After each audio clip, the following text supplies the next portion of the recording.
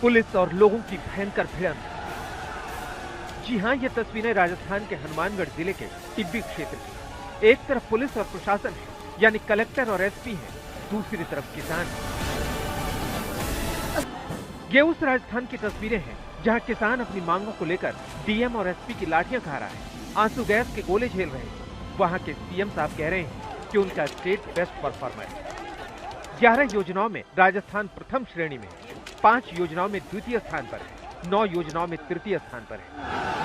हमारी सरकार ने साफ नियत, प्रभावी क्रियान्वित और पूर्ण पारदर्शिता के साथ ऐसा प्रशासन दिया है जिसने राजस्थान को देश के बेस्ट परफॉर्मर स्टेट की श्रेणी में पहुंचा दिया है।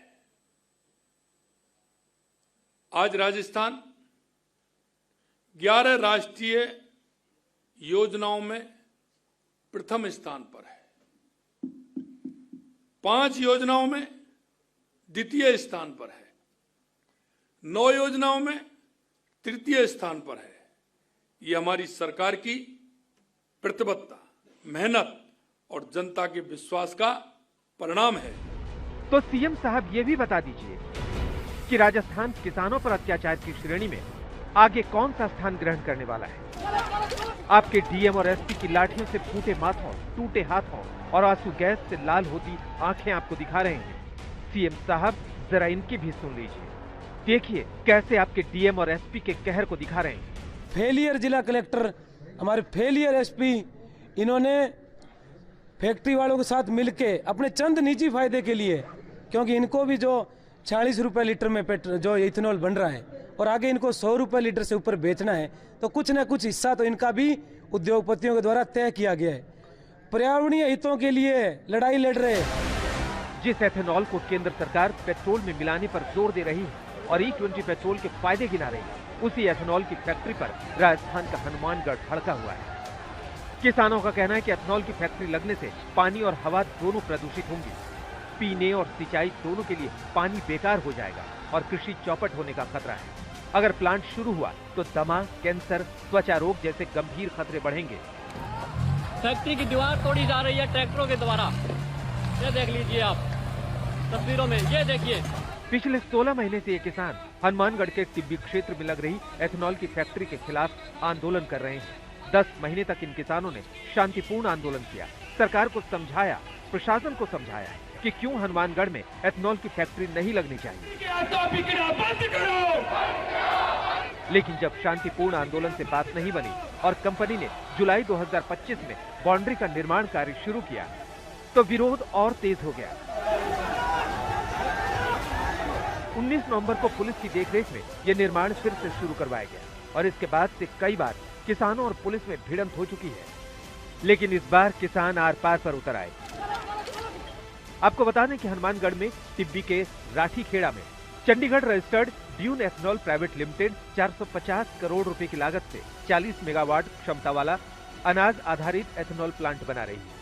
कंपनी का कहना है कि ये प्रोजेक्ट केंद्र सरकार के एथेनॉल ब्लेंडेड पेट्रोल कार्यक्रम को मजबूती देगा।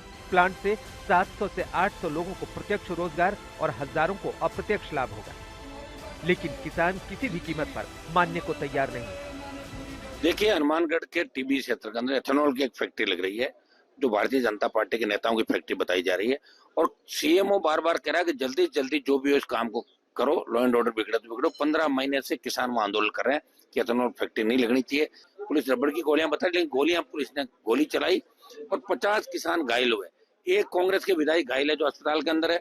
मैंने इस मामले को हाउस के अंदर उठाया और मैंने कहा प्रधानमंत्री जी, और ये देश की संसद चल रही है और इस तरह की घटनाएं राजस्थान के अंदर हो रही है, राजस्थान की कानून व्यवस्था वेंटिलेटर पे। और मैंने कांग्रेस पार्टी को भी कहा कि कांग्रेस पार्टी के लोगों को भी इनका विधायक घायल है, तो कांग्रेस के लोगों को इस बात को सदन के अंदर उठाना चाहिए। किसानों का आरोप है कि एक तो उनकी बातें सुनी नहीं गई, ऊपर से जब एथेनॉल फैक्ट्री का विरोध किया तो कलेक्टर और एसपी ने अत्याचार की अति कर दी। अब किसान नेताओं ने साफ कर दिया है कि जब तक हनुमानगढ़ कलेक्टर और एसपी का ट्रांसफर नहीं किया जाता, तब तक प्रशासन से किसी तरह की बातचीत नहीं होगी। इसके लिए 17 दिसंबर को महापंचायत भी बुलाई गई।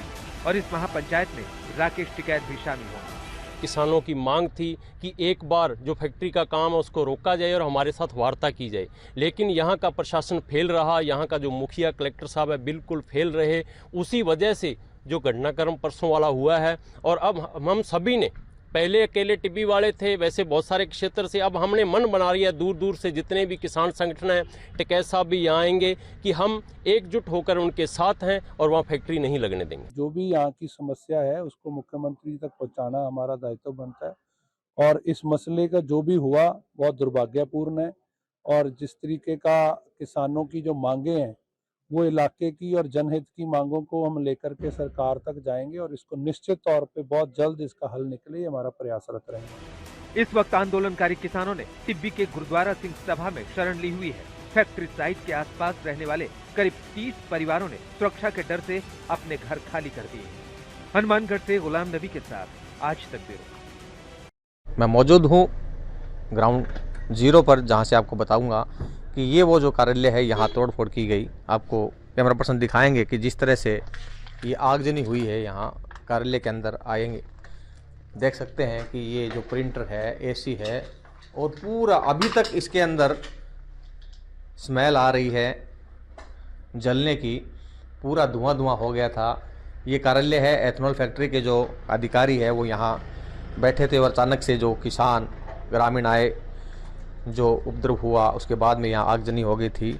उनको आपको दिखा दूं कि यहाँ से उन्हें उतारा गया, जो अधिकारी ऊपर थे, कर्मचारी ऊपर थे, उनको यहाँ से उतारा गया था, और ये सारा यहाँ तोड़फोड़ हुई।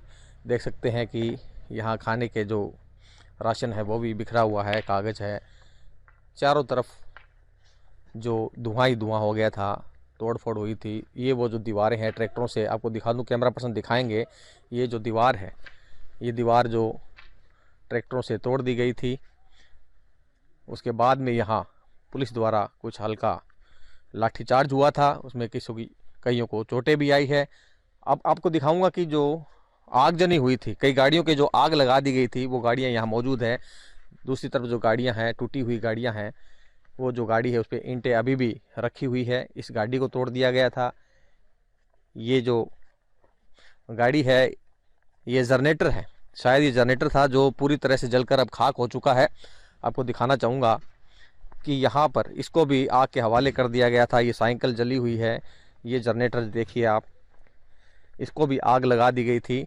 कुल बताया जा रहा है कि 5 वाहनों को आग लगाई गई थी, जिसके अंदर 4 निजी वाहन थे और एक सरकारी गाड़ी भी जला दी गई थी। हम चलेंगे दूसरी ओर, जहाँ जेसीबी मशीन को आग के हवाले किया गया था, वो दिखाएंगे कैमरा पर्सन हमारे कि उस जेसीबी मशीन को आग के हवाले कर दिया गया था।